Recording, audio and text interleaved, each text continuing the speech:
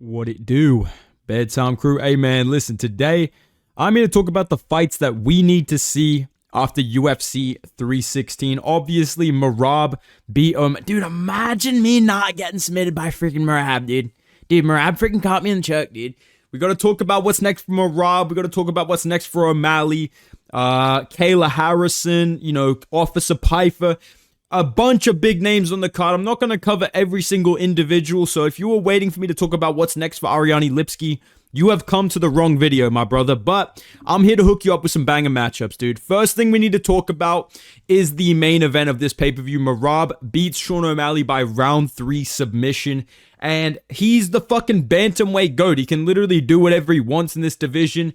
It is kind of cooked that there's no real number 1 contender. Like, I do think O'Malley and Jan were the clear 1 and 2 guys next, and now Jan has said, fuck it, I'm just gonna fight fucking Marcus McGlee, even though, honestly, if he had just waited, I think Jan would be next right now. But instead, we know what's coming, dude. Corey Nerdhagen's gonna get in the fucking lab, dude. Bro's gonna pour out some beakers, some fucking test tubes. Dude's gonna get out a whiteboard, start switching stances in front of the board, writing things like, if I carry the 1, if I carry the 3... Fuck it. Give Corey Sandhagen a title shot. What else is there to do in this division? Merab versus Pantoja, that was a fight I was kind of pushing for, but it doesn't really seem like something that's on the UFC's radar. Merab has outright said, hey guys, I don't want to fight with Pantoja. Guys, I want to fight in my division. And Pantoja was pretty similar. He said he wants to stay at flyweight. So there really is no other option. Like, I know Dana Baldy White was up there talking about fucking Umar getting a rematch. No, shut the fuck up. Umar needs to be fighting fucking... I don't even know, dude. Umar needs to fight fucking Petr Yan if he beats Marcus McGee. Umar needs to fight fucking Mario Batista, honestly, at this point. I think Corey Sandhagen is clearly the next guy at bantamweight. He's there getting put on the fucking big screen. That's the state of this division. Imagine a time when O'Malley was champ, they ever put Corey on the big screen. They would never fucking do it.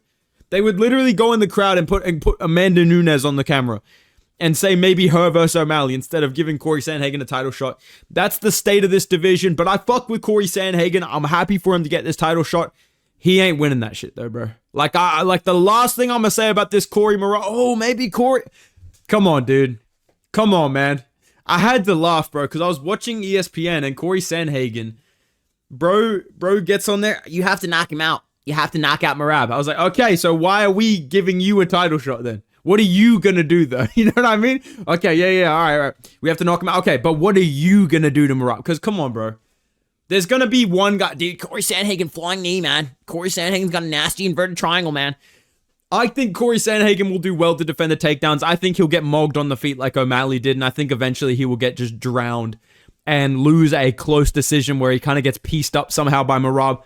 That's my prediction, gut feeling straight away. Maybe closer to the fight, I can fence it a little bit, but this is obviously going to be next. You can put this whenever. You can put this in fucking October. I feel like that UFC 320 card, it might be a bit of a banger, so let me know if you want me to do a video about that just got announced. But yeah, Merab vs. Corey, that feels like a good fight to make. Now, what the fuck do you do with Sean O'Malley? Because, bro, I know that the instant reaction is, oh, just move him up to featherweight. I don't really think he's ready to go up to featherweight. I don't think that now's the time to really do that. I know he is kind of landlocked at bantamweight. Bro's kind of locked out of the championship lobby at this point. But if I'm Sean O'Malley, I'm thinking, bro, I'm younger than Merab. I'm younger than Corey Sandhagen. I'm younger than Petr Yan.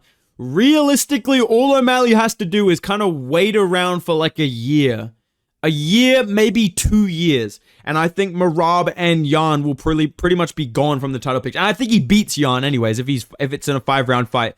I know that he just got finished, but like still, stylistically, he's going to be a hard fight for Jan. I think he does better against Jan than he did against Merab. And he arguably won 2 rounds of the first fight with Jan. Merab, excuse me. He beat Jan as well in the first fight, right? So I'm feeling like if I'm Sean O'Malley, I'm just waiting for Umar to beat Merab and then Jan to beat Umar, which I think could happen. And in the meantime, literally whenever you want, maybe like a December pay-per-view, dude, O'Malley vs. Song Yadong's a fucking banger. I want it to be Petr Yan. I know that Jan is now booked, and I don't want to give Umar this fight, dude. I don't want O'Malley to be on a fucking 3-fight losing streak via, like, cuddles, dude. I'm not doing that, bro. I'm not having O'Malley, my GOAT, Sean O'Malley, on a fucking 3-fight losing streak via cuddles. I think he could do well against Umar. I'm not saying he loses to Umar. I'm just saying that's a pretty rough fight to get after you just fought Merab twice. Why not throw him in there with Song Yadong, dude? Song Yadong is, like, good, but he's always kind of, like, just falling short of being top 5 or top 3 or whatever. Like, whenever he's about to get a title shot, he kind of turns into Corey Sandhagen, low-key. I feel like if you look at Song Yadong's career, bro goes on, like, a win streak, and then he's one fight away from a title shot, and he always manages to sell that shit. So I feel like against Sean O'Malley, this may be a Leon Edwards downfall for my GOAT, Sean O'Malley, or more likely, this is a fucking banger fight. Sean O'Malley has a good chin, bro. That's one thing that I need to say about this matchup. I don't think Song Yadong has the cardio of Merab whatsoever. I do think Sean O'Malley actually has better 5-round cardio than Song Yadong. And I think he can win this fight. I still think it's a hard fight for him. It's not an easy fucking matchup, but I think it's a little bit more friendly than throwing this guy in there against fucking Umar or setting him up to featherweight and being like, here you go, bro, fight Movsar Evloev. You know what I mean? Go fight Diego Lopez now. I just don't see that happening. If I'm the UFC and I'm really trying to baby Sean O'Malley, maybe I give him Rob Font. Maybe that's something that we do. Maybe we give him Henry Cejudo. But I think Song Yadong, that's reasonable. You can't really call him out for taking that fight. You can make this happen for December on a pay-per-view or as like a fight night main event in front of a big crowd. I think Sean O'Malley versus Song Yadong's a fucking banger. And they're two young guys. If one of them loses, they've still got time in the division to end up as champion. That's kind of my logic behind this, all right, man? Let's talk about the co-main event. Kayla Harrison, congratulations, brother. You know, people said Brock Lesnar would never get the belt back, but he managed to pull it. I'm just kidding, dude. Kayla Harrison's a fucking beast, dude. And I like what the UFC is doing. I like this Nunes fight.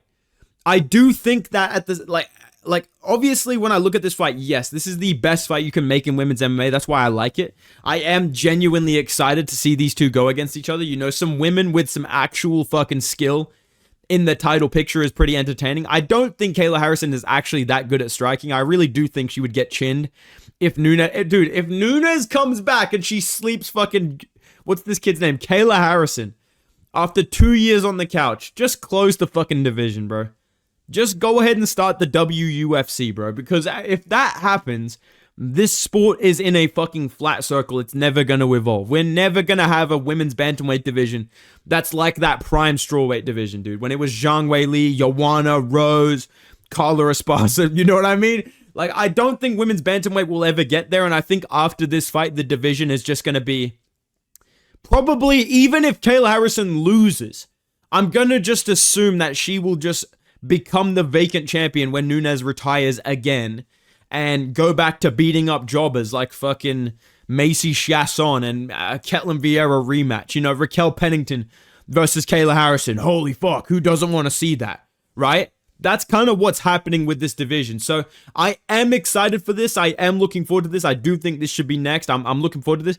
But at the same time, I can't shake in the back of my mind like, but it doesn't really matter because the winner is either going to retire or just beat up jobbers that no one cares. You know what I mean? Like, that's where my mind goes with this. Maybe bantamweight starts to turn like that with the men if Merab mogs Corey Sandhagen. It's kind of like, oh, well, who's left, right? But for the women's one, it feels like this is literally the last fight you can do in this division. And then you restart the career mode. That's what it feels like. All right, man? Let's move on. Let's talk about one more aspect to the bantamweight division, and that is the criminal, the man on the run, the criminal known as Mario Batista. This man is still on the run. We sent Officer Patchy Mix to apprehend him. He could not succeed. We could not compromise Mario Batista to a permanent end. And unfortunately, I think his reign of terror is about to continue because I think the UFC will book this fight next, and I actually like this fight. I think Cheeto versus Mario Batista, you rebook that fight. This just makes so much sense, dude. One of the reporters, God bless her heart, she showed up at the post-fight thing. Do you think we could do Cheeto Vera versus Sean O'Malley 3? I want to see that. The UFC will not fucking make that shit, bro. Sean O'Malley will rather die than admit that he's 1-1 with fucking Cheeto Vera. Who honestly, imagine Cheeto versus fucking Patchy Mix right now, dude. Just two punching bags standing around. fucking fainting at each other. I think Mario Batista does beat Chito Vera. I would have picked him already if this fight didn't get canceled. Seeing the Patchy Mix performance, this guy just went against a punching bag. I'm pretty sure I know what it's going to look like when he fights Chito Vera. This is a fight that I think if I'm the UFC, I'm adding to a fight night. I wouldn't put this fucking guy on pay-per-view again. Even though he had a good performance against Patchy Mix, let's be fucking real here. Does anybody actually want to see Mario Batista go on a run to the belt? Maybe Kenny Okoye for some reason wants to see, but does anybody else actually want to see Mario Batista go on a run to the fucking belt? I don't think so. I doubt it. I highly struggle to think of that concept of a room full of Mario Batista. Yes! Yes, he got another clinch. Fuck yeah. You know what I mean? Like, I don't know. Maybe I'm wrong. Maybe there's a big Mario Batista fan club out there, but I don't think this kid's a superstar where we need to put him on pay-per-views every fucking 2 months. Let's get a banger fight night. Let's put Chito versus Mario Batista in the co-main event. And I think if Batista wins that, then you're looking at him versus fucking Petr Yan. Him versus fucking Corey Sandhagen in a rematch. That's where I think you go with Mario Batista, okay? As for Patchy Mix, I mean, I'm going to hook this guy up with a mate that I have that manages a local McDonald's. I think he would do really good in that position. Listen, man. What the fuck do you even do with Patchy Mix, bro? Like, you got fucking schooled by Mario Batista. Like, Batista's good, but he's like, just has no one's ever going to be like, well, you know, we can't hold that against you losing to Mario Batista. That you're just completely devoid of aura. You're completely devoid of any hype now. And the idea of you is this, oh my god, Patchy Mix is, oh my god, this guy could be champ in the UFC. This guy's just as good as Merab. That shit is gone, bruh. This guy's just another fucking Apex jobber now. I think Patchy Mix versus Blackshear. I swear to God, if Patchy Mix loses this, just cut him. Like, straight up just cut him. Blackshear is good, but he is not a fucking top 5 UFC level guy. I could see Mario Batista cockroaching his way to a title shot. That's one thing I'll say. He's on a similar run right now to Merab, and a similar run to kind of Aljo on the way up. I definitely think there's a world where Mario Batista could end up fighting for the UFC belt. I'm almost positive that Blackshear, as good as he is, he's a great grappler. Hopefully this matchup means that we see Patchy Mix actually use the fucking grappling, which is the reason why he was the favorite against Batista. I don't think Blackshear is going to be fighting for the belt anytime soon. I think he's a good fighter. I think he's ranked material. I think he arguably could have beat Mario Batista. But at the same time, I feel like where they're at in their career, this is a bit of a step down for Patchy Mix, considering this guy's been fighting for belts. And people were talking about this guy fighting fucking O'Malley. People were talking about this guy fighting fucking Petr Yan, right? If you can't beat Blackshear, you're not ranked worthy. Like, Blackshear is a great test of where Patchy Mix actually is. Is Mario Batista just goated?